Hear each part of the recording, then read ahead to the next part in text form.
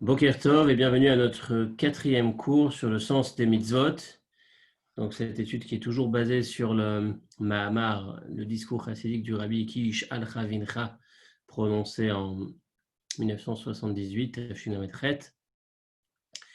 Et donc nous en étions jusque-là, on a vu une première approche, comment comprendre la question du sage et la réponse qu'on lui donne. La première approche était que finalement son interrogation était justement sur l'événement que nous venons de célébrer, le don de la Torah, Shavuot. Comment se fait-il, comment comprendre qu'une mitzvah peut être constituée d'éléments matériels, tellement déconnectés du Créateur? Comment est-ce qu'on peut se rapprocher de lui à travers une action complètement matérielle?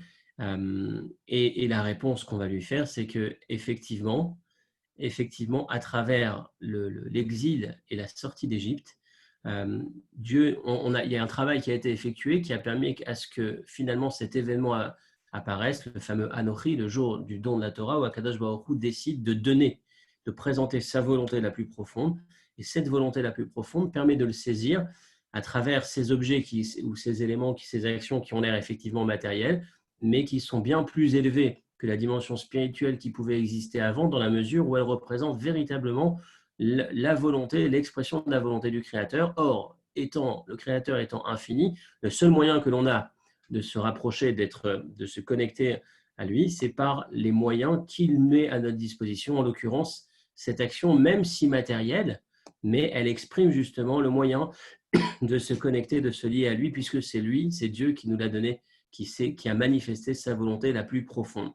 On s'est posé la question la semaine dernière. Si c'est comme ça, on a posé 5 questions sur les mots qu'utilise ce Ben Chacham, ce sage, puisqu'il dit Maha Edot Achukim Ve'amishpatim. Quels sont ces Edot, Chukim et Mishpatim? On a les trois catégories de mitzvot, l'une plus logique ou moins logique que l'autre. Et on s'est posé la question si vraiment sa question était sur l'action, si la question du sage était sur son incapacité à comprendre comment est-ce qu'une action peut représenter un moyen de se rapprocher du divin. Alors finalement, il n'avait pas besoin de préciser, enfin, on a posé plusieurs questions, mais l'esprit était pourquoi est-ce qu'il précise Edot Rukim Mishpatim? La nuance entre une mitzvah rationnelle, moins rationnelle, ou pas du tout, ou absolument pas, totalement irrationnelle, c'est plus sur l'esprit de la mitzvah que sur l'action de la mitzvah. La réalisation concrète avec l'objet matériel ne diffère pas, n'est pas différente entre une Edot, Rukim et Mishpatim. Si vraiment le fond de sa réflexion était, comme on l'a abordé dans le premier paragraphe, à savoir la question de l'action, la valeur d'une action, ou l'éloignement de l'action matérielle par rapport au spirituel et au divin, dans ce cas, on n'aurait pas. Pourquoi est-ce qu'il s'arrête sur le Edot, Rukim et Mishpatim? On s'est posé d'autres questions. Pourquoi dans cet ordre? Je revois rapidement, c'était 5 questions effectivement. Donc la première question était sur le Etrem. Finalement, il aurait pu dire Otanu, nous. Pourquoi est-ce qu'il dit vous, malgré tout?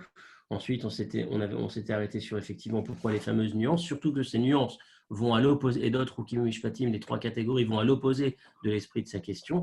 Puis enfin, dans la réponse qu'on lui donnait, on parlait que des Rukim, on ne parlait pas des trois catégories. Et enfin, la question de l'ordre, la cinquième question, la question de l'ordre. Pourquoi est-ce qu'on commence par Edot, qui est la catégorie intermédiaire en termes de logique, Rukim absolument pas rationnel et Mishpatim complètement rationnel? Pourquoi est-ce qu'on met dans cet ordre? C'est ni du bas vers le haut, du plus logique au moins logique, ni du moins logique au plus logique. Voilà le résumé de ce qui a été vu jusque-là.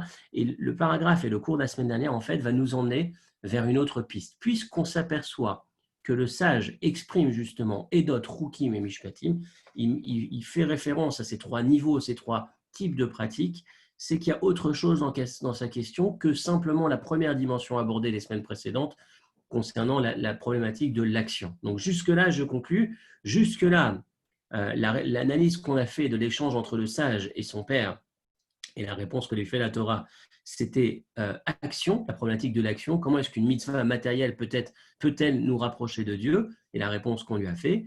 Mais aujourd'hui, on va aller un cran plus loin. On va commencer à aller vers une dimension supplémentaire qu'on peut retrouver toujours dans cet échange entre le Ben Chacham et la réponse de la Torah. On va s'apercevoir qu'il y a un petit peu plus. On a commencé la réponse la dernière fois, les premières lignes du paragraphe, le fameux troisième paragraphe, qui a été en se basant sur un mot du rabbi précédent dans son premier discours, le premier Pessah durant lequel il était installé aux États-Unis.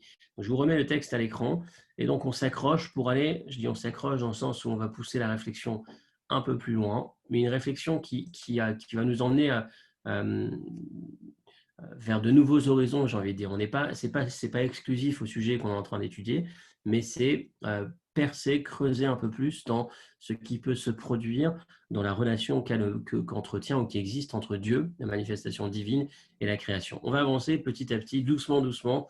On suit avec le texte et on découvre les éléments nouveaux. Nous allons comprendre ces 5 questions de la semaine dernière en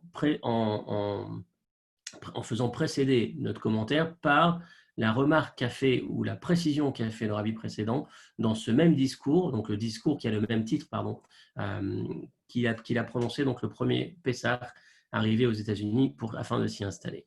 Voilà ce que nous dit Be'adiuk shebeshelat aben chacham ktiv etrem.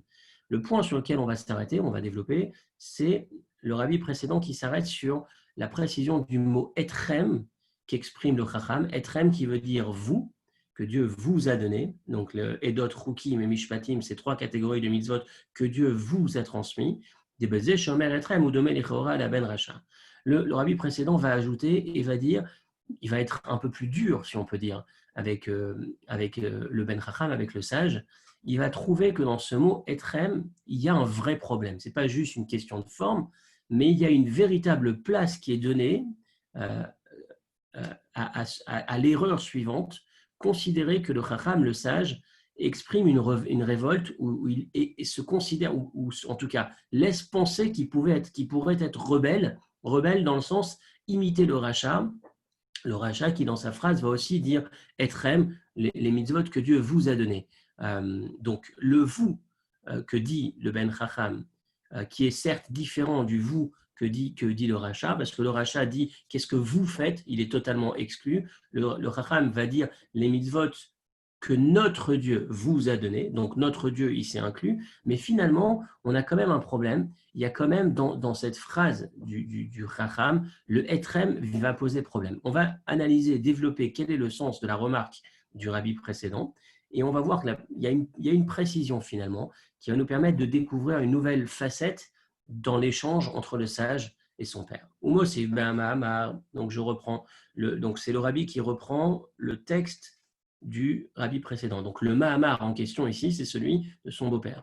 Umosif ben Mahamar, donc dans le Mahamar qui porte le même titre prononcé par son beau-père, il ajoute Dagam Shaben Chacham Omer Hashem Elokenu, bien que le Ben Chacham le sage précise et dit Hashem Elokenu, notre Dieu, c'est-à-dire Shehu Machnisat Sobichlal Israël, qu'il s'inclut dans le cadre de la communauté juive, ou Mekabel, et il accepte sur lui le joug divin, il accepte sur lui notre Dieu, c'est-à-dire je m'en remets à lui, ce qu'il demande je fais, puisque c'est mon Dieu, donc il accepte sur lui Kabbalat Ol, l'acceptation du joug divin, c'est-à-dire l'acceptation de la royauté et des principes qui sont dus justement au fait que Dieu soit notre Dieu. Harezé ou Benogé Alaïka. Dans la vie précédente, il nous dit, donc le mot qui est repris, c'est que il est notre Dieu, mais que concernant l'élément principal. Aval Benogé Alefraté Inanim, mais concernant les détails de Edot, Rukim ou Mishpatim, ou Omer Etrem. Donc, il va quand même dire vous, c'est-à-dire que le rabbi précédent va diviser la phrase du sage en deux.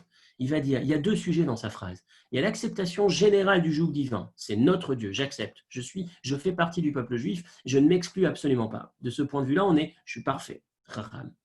De l'autre côté, en ce qui concerne Edot, Rukim et Mishpatim, la subdivision en 3 catégories, Edot, Rukim et Mishpatim, là-dessus, il va dire Etrem, vous a donné, il s'exclut. Donc finalement, dans sa phrase, même s'il n'est pas complètement comme le rachat qui s'exclut totalement, il y a quand même une division à faire, et c'est celle qui va nous pousser dans la réflexion supplémentaire, celle qu'on va aborder aujourd'hui. Il y a 2 temps dans sa phrase. Il y a le Kabbalat Ol, donc ce qu'il a appelé l'élément général. De manière générale, effectivement, il s'inclut dans le clan d'Israël, dans la communauté juive, et accepte sur lui le joug divin. Il accepte les principes d'avoir un Dieu et d'accepter ses lois, sa Torah, ses mitzvot, mais dans le détail des mitzvot, Edot, Rukim ou Mishpatim, les fameuses 3 catégories, de là il s'exclut. Et il va nous falloir comprendre quelle est la nuance. Les Minachon, Ama, Amar, Mash, Mashadi ou basé chez Omer Etrem, de la précision du Mahamar, on va comprendre, en tout cas il laisse entendre, que lorsqu'il dit Etrem, vous, c'est-à-dire la partie de laquelle il s'exclut, ou l'orak chez Tsaïr Bir Olama Omer Etrem, et la gamme qui est basée chez Omer Etrem Velo Tanu, c'est pas simplement que le Etrem, comme on l'avait dit dans le paragraphe précédent, nécessite une explication, c'est difficile, il aurait dû dire nous, il dit vous. Mais ça va plus loin de l'expression du rabbi précédent, c'est qu'en disant le mot Etrem, Yesh Makom Litot, il y a lieu de se tromper, de commettre l'erreur des Esh Omer Elokenu, que lorsqu'il dit notre Dieu et de par cela, il s'inclut dans le peuple juif, c'est que exclusivement dans Haïkar, l'élément principal, c'est-à-dire l'acceptation du jour divin. Mais à travers cette phrase, le Etrem, il insiste un peu, je me reprends un peu pour que ce soit bien clair, parce que je suis en même temps les mots, c'est-à-dire que finalement, le doigt est mis, l'accent est mis à travers la remarque du rabbi précédent, sur le fait que bien qu'il y ait le Elokenu, il y a le Etrem. Elokenu, il s'inclut, Etrem, il s'exclut. Et donc, effectivement, ça nous pose un problème. Et donc, il va falloir comprendre qu'est-ce qui se passe finalement dans l'échange entre ce sage, ce Chacham, et son père. Maintenant, il nous faut comprendre qu'est-ce que c'est que la différence entre la partie sur laquelle il s'inclut et la partie sur laquelle il s'exclut. Et donc, on ouvre un nouveau chapitre, si on peut dire, nouvelle nuance sur laquelle on n'a pas eu l'occasion de s'arrêter jusque-là. Il nous faut, voilà l'explication déjà de la nuance entre la partie sur laquelle il s'inclut et la partie dans laquelle il s'exclut. Quand on parle de mitzvot en général, il y a 2 composantes. Premièrement, une mitzvah représente l'ordre divin, la volonté divine. C'est un sujet qu'on va retrouver dans l'ensemble des 613 commandements de manière identique, équivalente. C'est-à-dire, il n'y a pas de différence entre la mitzvah des téphilines ou la mitzvah du kippour ou la mitzvah de ne pas tuer ou la mitzvah de ne pas voler. Chacune des mitzvot a ce point en commun avec toutes les mitzvot, c'est que cet élément représente l'ordre, le commandement et la volonté de Dieu. Ça, c'est le premier point qu'on retrouve dans les mitzvot. Deuxième point, et le fait que les mitzvot sont divisés en 3 catégories, celle de Edot, celle de Chukim et celle de Mishpatim. Il existe 2 sujets. Dans chaque mitzvah, je peux regarder la mitzvah de 2 côtés, de 2 points de vue.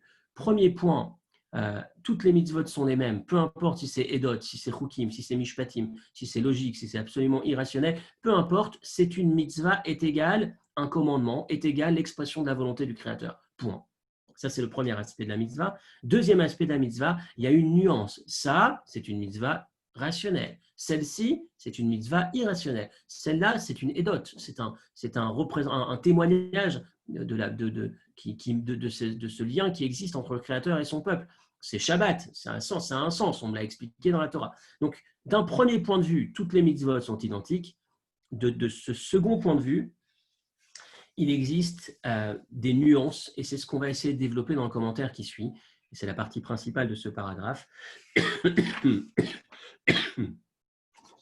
On va essayer de développer ce qui se produit. On est dans le deuxième volet, si vous voulez, du sens des mitzvot. Donc, le premier aspect du premier paragraphe, c'était l'action, certes, l'action matérielle, mais qui représente l'expression de la volonté et par conséquent le moyen de se connecter au divin. Maintenant, on va sur le deuxième temps dans notre réflexion. On va pousser, on va voir que ça va beaucoup plus loin, peut-être même dans un sens, on va se perdre un peu, mais tout est cadré, avec l'aide de Dieu, tout sera clair. Mais on va découvrir qu'effectivement, il y a 2 aspects dans les mitzvot. Il y a et de par ces 2 aspects, on va comprendre la question du sage de manière différente, nouvelle, deuxième niveau, deuxième facette de sa question. Dans les mitzvot, je lis rapidement le texte en dessous. Dans les mitzvot, il y a 2 sujets de manière générale. Il y a le sujet klali, le sujet, je vais dire général, c'est-à-dire ce qu'on va retrouver en commun dans toutes les mitzvot. Toutes les 613 mitzvot, donc les 613 commandements, sont des commandements de Dieu, et de ce point de vue, elles sont toutes identiques, c'est-à-dire le fait qu'il y a un seul sujet qui s'exprime, peu importe la mitzvah que l'on va réaliser, l'expression de la volonté divine. Puis, en parallèle, on va retrouver à côté, deuxième élément dans la mitzvah, il y a le sujet spécifique contenu dans chacune des mitzvot, de manière spécifique. C'est-à-dire, chaque mitzvah va avoir un contenu spécifique qui lui est spécifique. Il y en a 613, donc c'est 613 sujets différents. Il y a 613 qui représentent l'expression de la volonté divine, le point commun, et il y a ensuite 613 facettes différentes. Le Zohar va nous dire, les 248 commandements de Dieu, commandements positifs, de Dieu, positifs, il y en a 248, correspondent aux 248 membres. Comme si chez Dieu, d'une certaine manière, si on peut parler entre guillemets, il existe 248 membres qui vont s'exprimer. L'expression de ces 248 membres, c'est les 248 commandements positifs. C'est-à-dire, à chaque fois que je réalise un de ces commandements, je vais avoir une émanation de Dieu, je vais attirer sur terre une de ces manifestations qui est bien différente l'une de l'autre, de la même manière qu'on a différents membres dans notre corps. Ça, c'est basé sur un texte du Talmud, dans la Gemara, dans le traité, j'essaie de vous trouver la référence, Makot 23b, qui va nous dire que finalement, il y a 248 membres qui sont 248 commandements positifs qui sont en rapport avec les 248 membres. Mais cette fois-ci, deuxième partie, cette fois-ci dans la Gemara, ce n'est pas les 248 membres de Dieu, c'est les 248 membres de l'homme. Donc, on a chaque être humain à 248 membres. En rapport à ces 248 membres, il a effectivement 248 commandements positifs. C'est-à-dire que chaque mitzvah, je reprends la synthèse de la première partie et de la seconde partie, chaque mitzvah va avoir un rapport avec un des membres, entre guillemets, de Dieu, et va avoir un impact avec un des membres, cette fois-ci pas entre guillemets, mais un des membres réels de l'individu, de l'être humain qui les réalise. Prenons l'exemple des téphilines. Les téphilines, ça va être par exemple l'expression d'un sujet qui pourrait faire référence à l'intellect de Dieu. On ne va pas le développer ici, mais imaginons. Donc, on prend un des membres, l'intellect, le cerveau de Dieu, et ça va avoir un impact sur l'individu, sur son intellect et son cœur. Comme vous savez, le Shulchan Arour va nous dire, quand on met les téphilines, on doit penser que la tête, qui va avoir le téphiline de la tête, et le bras, qui va avoir le téphiline en face du cœur, donc la tête, le cerveau et le cœur, vont être, ma journée va être orientée, influencée par l'objet de ce qui se trouve dans les téphilines, le schéma Israël, que mes pensées et mes pulsions vont être maîtrisées par le sens, par le projet divin dont on retrouve le contenu dans le schéma Israël qui est dans les téphilines. Donc les téphilines, c'est un objet matériel, une mitzvah, premier point de vue, un commandement comme un autre, un moyen de me rapprocher de Dieu. Dieu a demandé, je fais, je me connecte à travers ça, je réalise sa volonté, mais en même temps, ça va avoir un lien avec un des membres, entre guillemets, de Dieu, et c'est cette influence qui va venir se poser ou qui va venir agir sur l'un des membres de ma personne. Donc, on a effectivement deux sujets, le sujet commun à toutes les mitzvot et le sujet spécifique. En ce qui concerne le sujet spécifique, on va retrouver ces trois catégories, Edot, Chukim et Mishpatim. Du point de vue général, commun, il n'y a pas de différence, une mitzvah, c'est une mitzvah. Mais dès qu'on parle de l'impact ou de la spécificité de la mitzvah, là, effectivement, on va retrouver une différence entre une mitzvah parfaitement rationnelle que je vais devoir réaliser en ayant conscience que c'est un commandement rationnel, c'est-à-dire comprendre que c'est important. On va voir, le Maïmonide va dire, lorsqu'on la Torah me demande de ne pas manger du porc, je ne dois pas dire « Ah, c'est pas bon le porc ». Je dois dire « Le porc est peut-être bon, mais Dieu m'a demandé de ne pas le faire ». Quand par contre la Torah me demande de ne pas voler ou de ne pas tuer, je ne dois pas dire « Ah, qu'est-ce que c'était bon de tuer, mais c'est Dieu qui demande que je ne le fasse pas ». Non, je dois dire « Voler ou tuer, ça n'est pas bon, je n'en veux pas ». C'est-à-dire que dès que c'est rationnel, il y a mon intellect qui doit faire partie de la démarche, je dois m'éduquer d'une certaine manière à ressentir, à comprendre que voler ou tuer, c'est pas bien. Je le fais parce que Dieu me le demande, mais c'est un élément que j'avais déjà intégré. Ma tête, mon cerveau, mon intellect fonctionne avec, adhère complètement. Alors que dès que c'est irrationnel, l'exemple que j'ai cité, ne pas manger du porc, à ce moment-là, ma réflexion, ma démarche doit être différente. C'est pas que j'en veux pas, c'est que j'aurais peut-être voulu en consommer, mais je respecte la volonté du Créateur. Donc, on a ici la nuance entre un commandement logique, un commandement illogique, où mon attitude va être différente. Mais ça, c'est en ce qui concerne le deuxième aspect de la mitzvah, c'est-à-dire le détail spécifique, l'aspect exclusif qui se trouve dans chacune des mitzvot. Mais du premier point de vue, le premier aspect, toutes les mitzvot représentent la réalité, la réalisation de la volonté divine, le commandement est égal, l'expression de sa volonté intime. De ce point de vue-là, peu importe la mitzvah que je réalise, j'ai toujours la même manière de la réaliser. Donc ça, c'était la première approche. Dans cette approche, on va essayer de comprendre d'où est-ce que ça provient, ces deux sujets qu'on a dans une mitzvah. Alors prenons l'être humain, c'est toujours plus facile de comprendre par rapport à nous. On a deux types de volonté. Quand on parle d'un être humain, on va avoir, de manière générale, on le sait, tout ce qu'on va faire tout au long de notre journée est motivé par, de manière basique, la volonté. Tout ce que je fais, a priori, c'est parce que j'en ai envie. Quand je n'ai pas envie de faire quelque chose, normalement, je ne le fais pas. Après, cette volonté, elle peut être motivée par différents facteurs, quitte à ce que ce soit un élément qui va aller peut-être même un peu contre ma volonté profonde, parce que je suis obligé de le faire pour pouvoir gagner ma vie. Mais finalement, il y a une volonté profonde qui motive. Il y a toujours une volonté, comme on en a parlé la semaine dernière.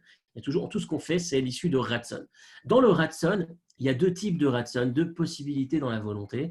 Il y a une volonté qui est cohérente, qui est rationnelle, une volonté qui fonctionne avec l'intellect, et il y a une volonté qui est au-dessus de l'intellect, qui ne fonctionne pas avec l'intellect, c'est-à-dire je peux avoir envie d'éléments qui ne sont pas forcément bons pour ma santé ou forcément cohérents, pour lesquels l'intellect pourrait avoir un avis opposé. L'objectivité, si on peut dire, pourrait remettre en cause la volonté que j'ai. Alors, si je vous pose la question, quelle est la volonté qui exprime le plus mon identité? Celle qui est rationnelle ou celle qui va contre l'intellect? Celle qui va avec l'intellect ou celle qui va contre l'intellect? Dans l'absolu, du point de vue de l'être humain, de l'individu, peu importe si ça va, laquelle exprime le plus ma personnalité ou l'essence de ma personne, de mon identité, ce qui compte, c'est que je fasse des éléments qui soient rationnels. On est d'accord que pour être en bonne santé, il vaut mieux que mes volontés, que ce que je vais exprimer comme envie, correspondent à des choses qui sont véritablement bonnes. Si je me mets à avoir envie de produits toxiques et que je me mets à réaliser ces volontés, je ne vais pas pouvoir vivre longtemps. Alors que vaut mieux que mes volontés correspondent avec l'intellect, que ce que j'ai envie de faire soit bon objectivement. Maintenant, oublions l'être humain. Je vous pose la question dans l'absolu, de manière déconnectée de l'être humain. Vous pouvez prendre le micro, on va faire une petite pause pour que vous puissiez vous exprimer. Quelle est la volonté qui exprime le plus ce que je suis, mon identité personnelle? Est-ce que c'est celle qui va contre l'intellect ou est-ce que c'est celle qui va avec l'intellect? Je vous écoute.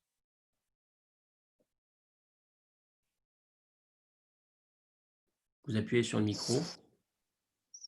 Son pulsions, non? Vos envies?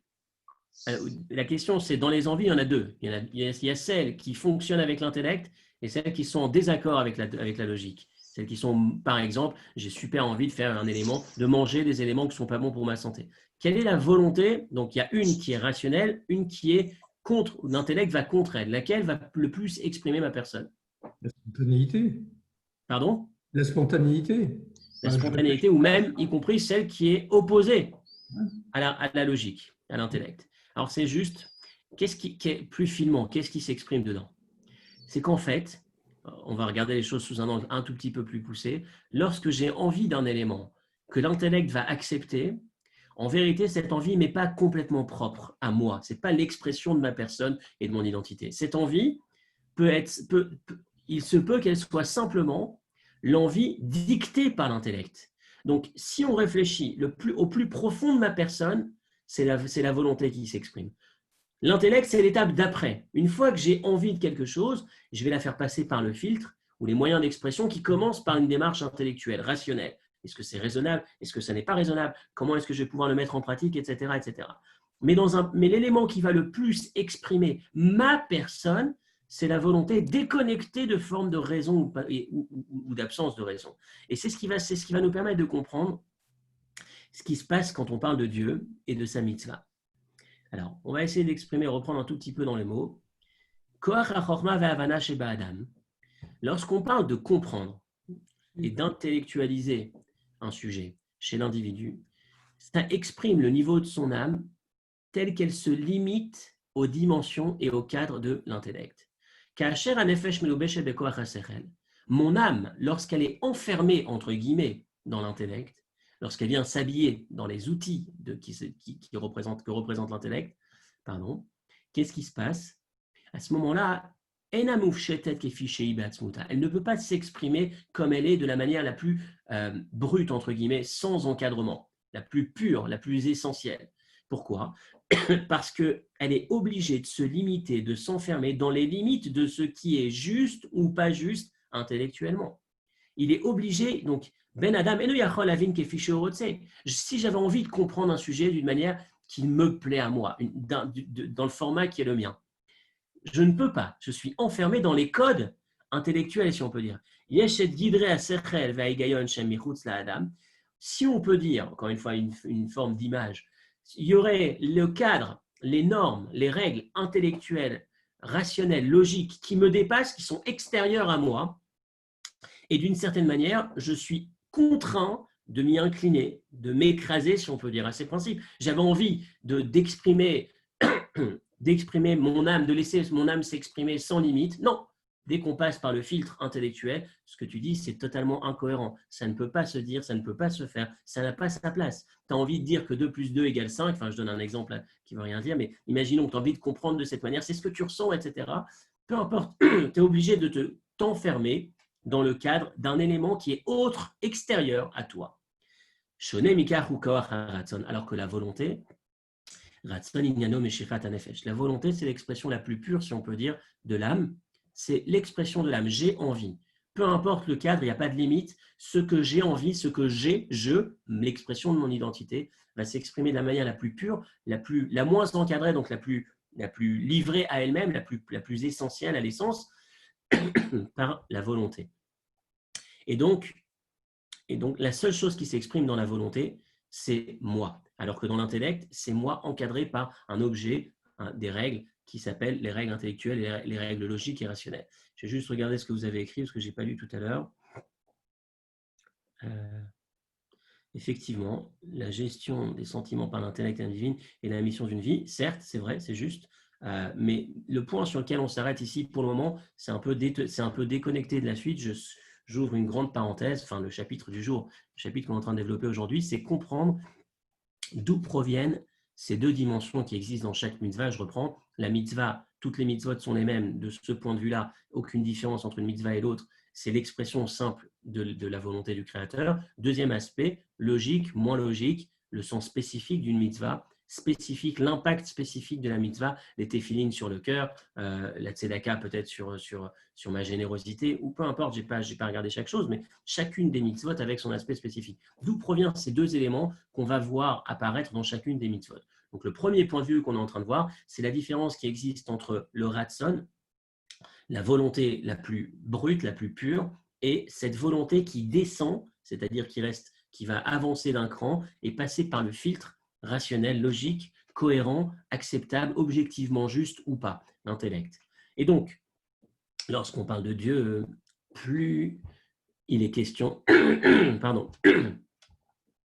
plus il est question de sa volonté la plus absolue, sans détacher de l'intellect, au-dessus, ce qu'on appelle le ratson, au-dessus de l'intellect, plus Dieu lui-même va s'exprimer. Je reprends ce que j'ai dit tout à l'heure, vous m'avez dit, quand on parle de l'expression de l'individu, où est-ce qu'il s'exprime lui-même le plus, où est-ce que son identité se manifeste le plus, c'est dans la volonté qui est au-dessus de l'intellect. Lorsque ça passe par l'intellect, c'est une limite, c'est une forme limitée de l'expression de son identité. Alors au point de vue de la Kadosh Baruch Hu de Dieu, l'essence de Dieu, Dieu lui-même va se trouver davantage présent dans une volonté avant l'intellect que dans une volonté qui passe par les filtres de l'intellect. Si je parle de Dieu qui passe par l'intellect, c'est une manifestation encadrée, limitée par les filtres de l'intellect, alors que lorsqu'on parle de la volonté, elle est l'expression de l'âme, donc chez Dieu, l'expression de l'intime, de l'essence de Dieu, qui est bien au-dessus de celle qui s'exprime au travers de l'intellect. Et Teramizu, si on peut aller encore un cran plus loin, on l'a vu la dernière fois, je l'ai un peu développé aussi mercredi soir avant Shavuot, qu'il y a différents types de volonté. Rappelez-vous, celui qui répond au téléphone au travail, il répond au téléphone parce qu'il a envie de répondre, mais en même temps, il a envie de répondre parce que peut-être qu'il y a un client et il a envie de répondre à un client parce que peut-être ça va développer le chiffre de son entreprise et il a envie que son entreprise se développe parce que ça lui permettra d'avoir une qualité de vie supérieure et il a envie d'avoir une qualité de vie supérieure pour s'assurer de sa survie, de celle de ses enfants. Donc finalement, il y a une volonté qui cache une autre volonté, mais il y a la volonté la plus intime. Or, les mitzvot, c'est vraiment la volonté la plus profonde, la plus intime du Créateur, telle qu'on l'a développée dans le passé. Donc, le Ratson Apnimi Ve'atzmi Shelo, pardon. Le premier aspect dans une mitzvah, c'est que la mitzvah représente l'expression la plus intime, la volonté la plus intime du Créateur. De ce point de vue-là, on est bien au-dessus de la mitzvah telle qu'elle passe par le filtre intellect. Alors pourquoi est-ce qu'elle passe par l'intellect? Parce que Dieu a souhaité que ces mitzvot s'expriment aussi au travers de raison, de logique. Dans un premier temps, cette volonté va s'habiller avec des raisons et des logiques spirituelles, divines, c'est-à-dire d'un point de vue spirituel, c'est cohérent, ça a du sens que tu réalises cette mitzvah parce que ça a tel et tel impact. Puis ensuite, ça descend encore un peu jusqu'à ce que la Torah va nous dire ne vole pas ou ne tue pas. Et d'un coup, ça a même de la place dans l'intellect, pas spirituel, mais l'intellect humain, matériel. Donc, quand je dis ça descend, je ne sais pas si vous comprenez ce que j'entends par ça descend, quand c'est tout en haut, ça n'est enfermé dans rien, peu importe si c'est rationnel ou pas. Ça descend un petit peu, c'est rationnel, c'est logique spirituellement, mais moi je ne comprends pas la raison matériellement, je n'arrive pas à comprendre pourquoi on me demande de faire telle ou telle mitzvah. Puis ensuite, ça descend encore un peu, et puis mais c'est logique qu'on fasse telle et telle mitzvah. Je le comprends dans les paramètres d'une société, ne pas voler, ne pas tuer ou faire Shabbat par exemple, je comprends, ça a du sens. Plus c'est compréhensible, plus cela signifie que la volonté, donc l'intensité de l'expression de Dieu ou de l'essence de Dieu dans cette volonté, dans cette mitzvah, elle est descendue, elle est passée par des filtres. Et donc, c'était son projet, le projet du Créateur, le projet de Dieu, c'est que la mitzvah puisse être perceptible, saisie, même dans les éléments d'intellect de l'être humain, donc le plus bas. Mais en même temps, il nous faut comprendre, et c'est le point de cette partie de notre étude, c'est qu'il existe le ratson, la volonté totalement détachée de tout enfermement intellectuel. Et puis ensuite, ça représente une forme de descente, si on peut dire, dès que ça passe par le filtre de l'intellect. On a un peu moins l'expression de l'essence, puisque c'est plus la manifestation de mon identité, mais c'est aussi dans un certain cadre limité et enfermé dans un cadre. Mais il nous faut quand même nous rappeler que, imaginons la volonté la plus profonde de Dieu qui s'exprime dans une mitzvah, qui va ensuite descendre, comme on l'a dit tout à l'heure, et se retrouver dans des paramètres rationnels, compréhensibles par l'individu, même dans nos paramètres. Une fois que je comprends sa volonté, je ne perds pas l'intensité qui était présente initialement, à savoir l'expression de sa volonté la plus profonde.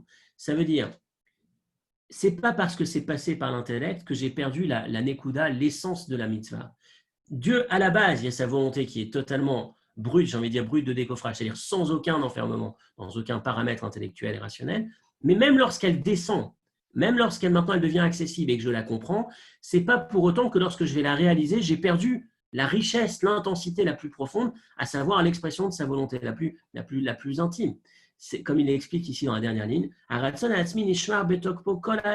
la volonté profonde, essentielle du Créateur reste toujours présente dans la mitzvah. Et là, chez Benosaf, la Ratzona Atzmi chez la Kadosh Baruch Hu mitzvot, simplement qu'au-dessus, en plus de sa volonté profonde, il y a aussi un vêtement extérieur qui s'appelle la raison de la mitzvah, que je vais comprendre et saisir moi-même. Bemini Macherot, en d'autres termes, le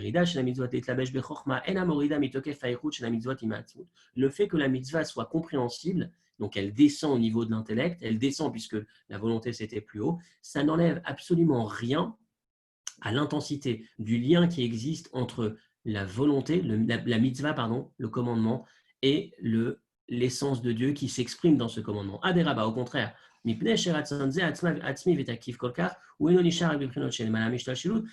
une volonté tellement profonde, tellement liée à l'essence de Dieu qui va aller s'exprimer dans toutes les facettes de la création, y compris dans celles les plus basses, perceptibles par nous, êtres humains sur Terre. Je vais pouvoir saisir la profondeur de la volonté du Créateur à travers le fait en prenant conscience que ces mitzvot ne sont pas que sa volonté, mais elles sont bonnes même dans mes paramètres à moi. Ça descend, si on peut dire, ça touche toutes les facettes de la création. Donc, conclusion de ce paragraphe, de cette partie du paragraphe, c'est qu'on a deux parties, deux aspects dans chaque mitzvah. L'aspect en commun avec toutes les mitzvot l'expression de la volonté divine, et l'aspect qui va donner une différenciation à chacune, une spécificité à chacune des mitzvot. Cette mitzvah, elle est plus rationnelle, cette mitzvah, elle l'est moins. Mais ces deux points, ces deux éléments-là proviennent de ces deux aspects qu'on va retrouver chez celui qui a donné la mitzvah, Dieu, soit la volonté, soit le filtre de l'intellect. Et on va essayer de conclure. Je ne sais pas si on aura. J'essaie juste de voir si on arrive au bout du. Bon, on va finir ce point. Ces deux sujets, Emgam, Bekium, Mitzvot. Donc la mitzvah, il y a deux facettes de là où provient la mitzvah, provient de la volonté ou provient de l'intellect, en tout cas passé par le filtre intellect. Et c'est la même chose qu'on va retrouver chez l'individu qui réalise la mitzvah. Lorsque je réalise la mitzvah, il y a deux sujets auxquels je dois penser. Kavana klalit, première pensée que je dois avoir quand je réalise une mitzvah, c'est une kavana générale, c'est-à-dire les kayem tzivui Hashem, réaliser la volonté de Dieu. Les kavanazo ibchol la mitzvot beshavé, cette kavana, cette pensée, elle est présente dans toutes les mitzvot de manière identique, peu importe la mitzvah. Avant de prendre le lulav, je réalise la volonté de Dieu. Avant de faire ma amida, je réalise la volonté de Dieu. Avant de manger de la matzah, je réalise la volonté de Dieu. Puis ensuite, il y a une deuxième kavana pratit, il y a une autre kavana que je dois avoir, qui celle-ci est plus dans le détail, elle est spécifique à la mitzvah que je réalise, kiyuma mitzvah mipnei sheyedot. Par exemple, me rappeler que si je rentre dans la soukha, c'est pour me souvenir des colonnes de nuée qui ont accompagné le peuple juif à la sortie d'Égypte. Lorsque je mange la matzah, c'est la sortie d'Égypte. Ou alors le Shabbat, parce que c'est un signe. Dieu s'est reposé le 7e jour. Moi aussi, je me repose le 7e jour. Donc, j'ai deux kavanot, j'ai deux éléments auxquels je dois penser lorsque je réalise une mitzvah. Je réalise, premièrement, la kavana générale, j'accomplis la volonté de Dieu. C'est une mitzvah. Dieu me l'a donnée, je la fais. Deuxième point de vue, la spécificité de la mitzvah. C'est une règle que je réalise, elle n'a pas de raison. Mais c'est un chok, c'est un deuxième aspect, une deuxième nuance dans la réalisation de la mitzvah. Je réalise cette mitzvah afin de réaliser le chok, la règle qui n'est pas rationnelle, mais que le Créateur m'a demandé. Ou alors, je ne vole pas parce que c'est compréhensible qu'il ne faut pas voler. Dieu me le demande, certes, mais en parallèle, j'ai aussi l'élément rationnel qui intervient. Donc, ces deux kavanotes que je me dois d'avoir lorsque je réalise une mitzvah, c'est lié au fait que les mitzvot ont deux aspects du point de départ du Créateur. La mitzvah qui est prononcée par le Créateur, l'ordre qui vient de Dieu, il y a deux aspects. Lorsqu'il part, il y a l'aspect volonté de Dieu qui s'exprime et il y a le filtre intellect. Ce qui fait que quand je réalise la mitzvah, moi, sur terre, j'ai deux éléments auxquels je dois penser. Une kavana klalit, une kavana générale, c'est un commandement divin, et la kavana pratit, la kavana, la pensée spécifique qui touche directement la mitzvah spécifique que je suis en train de réaliser précisément à cet instant. Et donc, maintenant, revenons rapidement à la conclusion de tout ça. Ben Chacham, quelle est la question? Revenons à la Haggadah et au Ben Chacham qui pose la question, quels sont ces edot, rukim et mishpatim?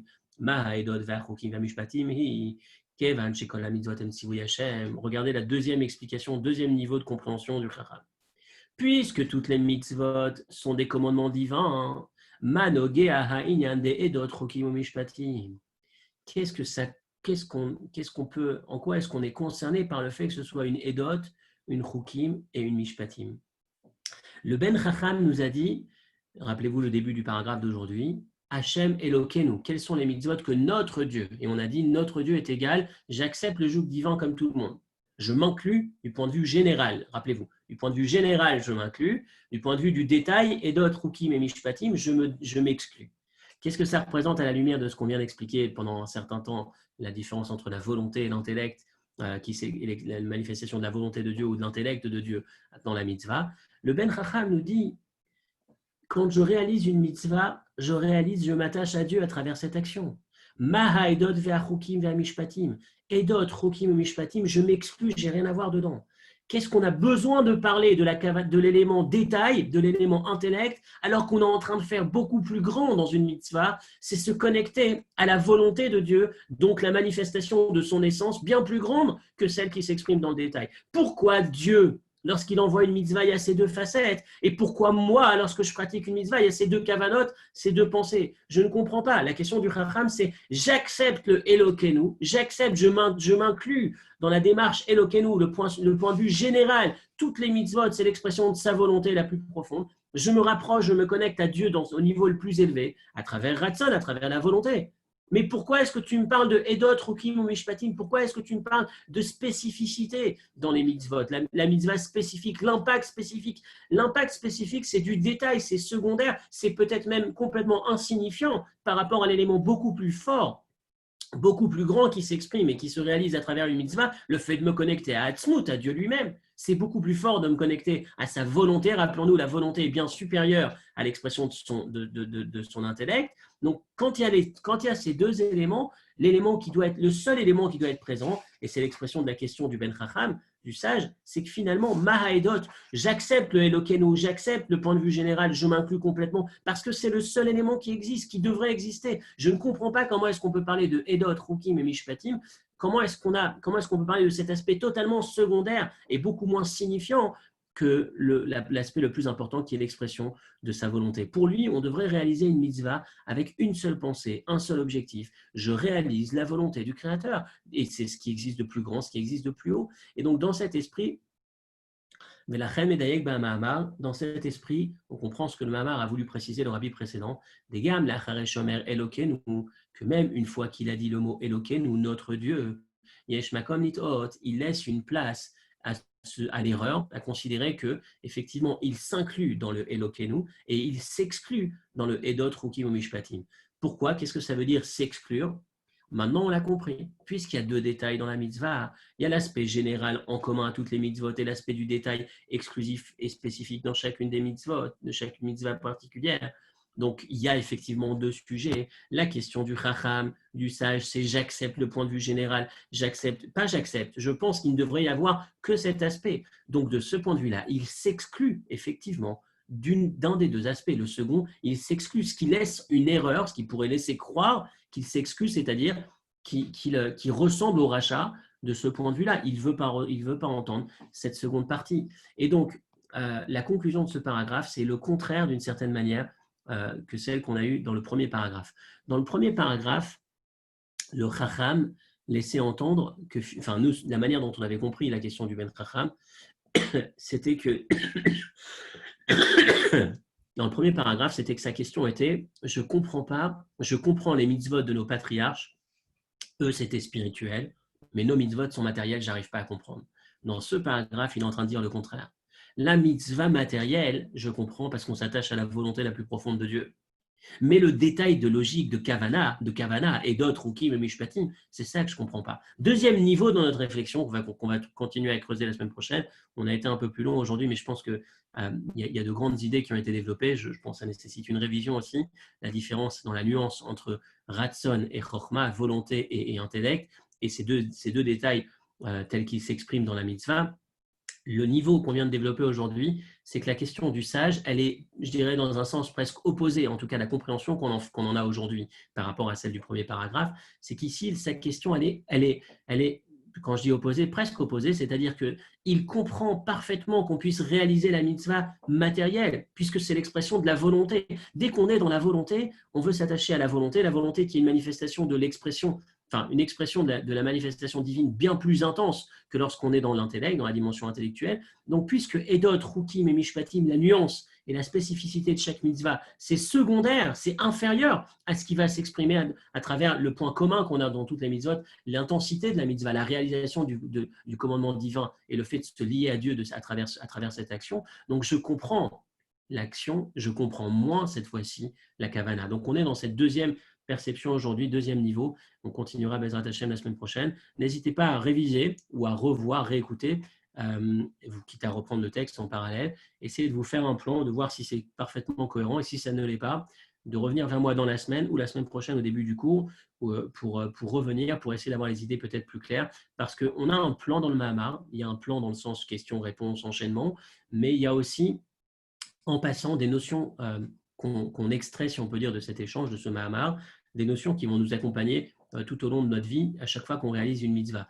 Donc, quand on a parlé aujourd'hui de volonté et d'intellect, ça peut être quelque chose que vous avez déjà en tête, mais ça peut être une nouvelle idée, en tout cas une idée sur laquelle on s'arrête pour la première fois, et ça peut avoir aussi une approche différente, donner une approche différente à la manière dont on va se percevoir dans la réalisation d'une mitzvah, effectivement prendre plus conscience de l'expression de la volonté, que la volonté est supérieure dans quelle dimension, et effectivement le sens et la richesse d'une mitzvah que je réalise, même si parfois je n'ai pas parfaitement saisi le sens. La mitzvah en question, vous savez, souvent on me pose la question pourquoi telle mitzvah ou quelle est à notre époque, pourquoi est-ce qu'on réalise encore cette mitzvah? C'est plus, regardez, la raison qui était présente à l'époque n'est plus présente aujourd'hui. Ça, c'est une idée qu'on entend souvent. Mais si on reprend ce qu'on a dit tout à l'heure, la volonté, c'est l'élément le plus pertinent, le plus présent dans la mitzvah. Ensuite, ça descend, cette volonté va se manifester, on va le développer un peu plus la semaine prochaine, ça va se manifester à travers aussi l'intellect. Mais l'intellect n'est pas la dimension exclusive de la mitzvah. Donc d'un coup, même une mitzvah que je ressens un peu moins, je me dis, mais en fait, cette action-là, elle est exactement la même que l'autre que je ressens peut-être plus. Dans l'absolu, ce qui se produit, c'est l'expression de sa volonté, la volonté la plus intime, la motivation de tout ce qui existe derrière, comme on a aussi un peu développé jeudi soir. Je vous souhaite de passer une très bonne journée. Désolé pour le temps, on a un peu débordé, mais ça nous permet un peu de rattraper, peut-être, ou de saisir l'opportunité de l'influence de Shavua, du don de la Torah, pour étudier davantage. Excellente journée. Je vous donne rendez-vous demain matin pour la prière, le sens de la prière. Ce sera certainement un passage, je ne sais plus exactement quel numéro, 11e peut-être 10e, je ne sais plus. On aura On peut avoir une petite question, pas Michael, tu n'as pas le temps.